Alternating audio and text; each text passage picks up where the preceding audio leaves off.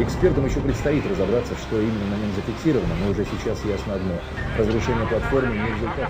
据了解，戒严部队纪律严明，但生活很艰苦。压缩饼干和方便面。Wow, super, ganz super.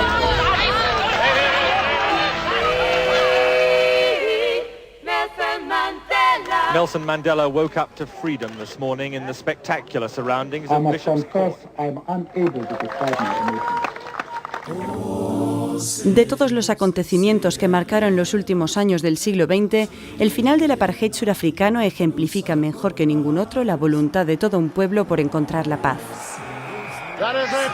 The final whistle in South Africa win this Rugby World Cup final. John Carlin nos revela en El factor humano el conmovedor proceso de este cambio político y social, en el que hombres y mujeres de diferentes orígenes y convicciones trabajaron juntos para conseguir un país más justo, inspirados por la figura de Nelson Mandela.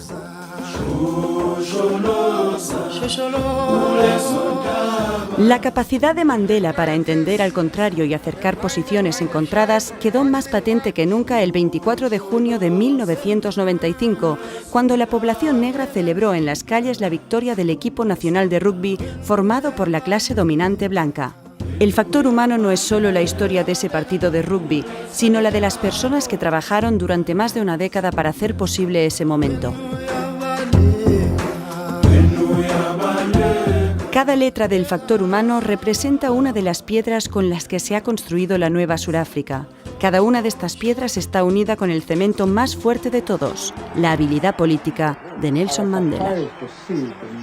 John Carlin ha colaborado en la escritura del guión cinematográfico de El factor humano, que será llevado a la pantalla por Clint Eastwood y contará con Morgan Freeman en el papel de Nelson Mandela.